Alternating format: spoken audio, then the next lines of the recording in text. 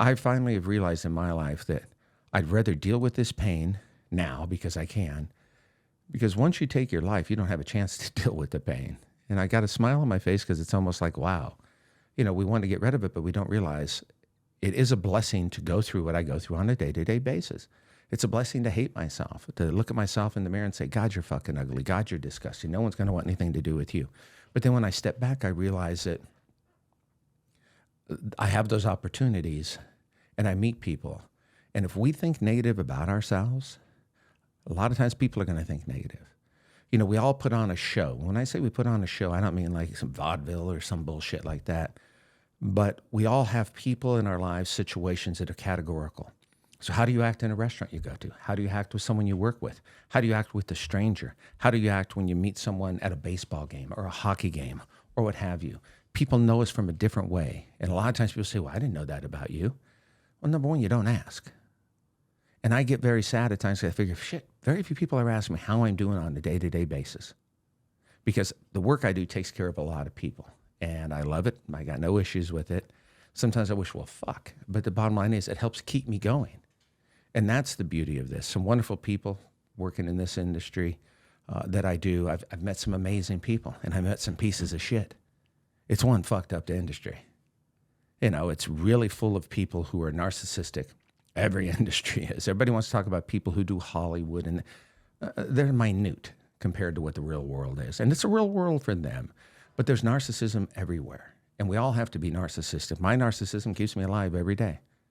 It literally does. And I realize I'll isolate because I'm afraid. But I'm afraid of what? I'm afraid of me. I'm not afraid of you. I'm not afraid of the truth. I have to let go. I have to enjoy it.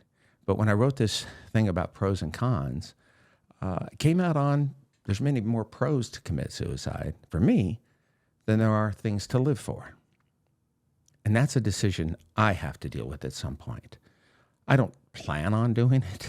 I'm the type of person, it would happen in an instant. I'm the type of person, if I got pulled over by the police and it was a very bad day, I would do something stupid. I know that in my head, so that's why I'm very law-abiding now. I said lie there. I'm not lying. And there's humor in it. I have to find humor in it. My mother and grandmother, who two great ladies, went through more hell than anybody I've ever met in my life. They found humor in a lot of the things they went through. And when it comes to losing somebody, I'm never going to have my mom back. I have the thoughts. I have her spirit. I have everything about her, which is beautiful and wonderful. And I got a lot of her in me. It's really interesting. And you can hear it. You can see it. People know it. Because my mother and I had no filter. My mother and I will tell you like it is. My mother and I had our issues. My mother and I have a lot of background issues. But the thing to me, it's all about choices. And I'm learning that the choices I make daily have to benefit me. How many of you wake up in the morning and your life is like the movie Groundhog's Day with Bill Murray? Fun movie. Seeing it twice would kill you. It's like watching any Adam Sandler's movie over and over. Don't know, but some of them are great. The guy can act, he can write, he's got great things. But what I'm saying is, all of us have a lot of things we do the same thing over and over. Every person who's looking at this, if you're looking at it or you watch it, when you shower in the morning and dry yourself off, you do the same thing every morning.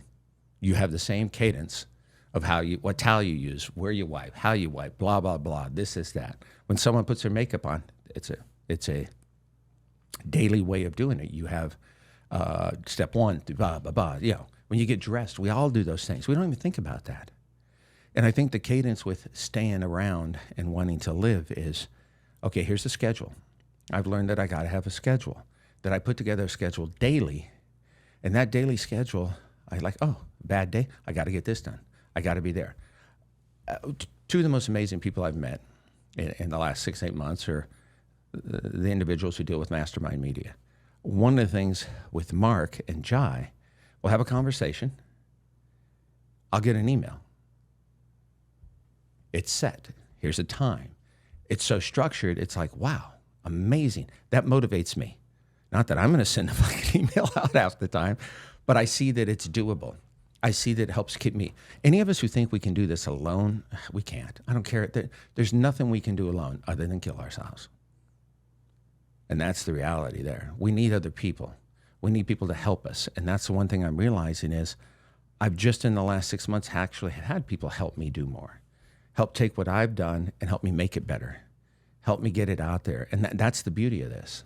And so you never know who you might meet. Never take away the opportunity for another person to learn from you. That's another thing I'm realizing. The day I go, I truly believe that there are people who will meet me, that I'm taking away from them to learn from me and realize it's okay to be how they are. You just got to stick around.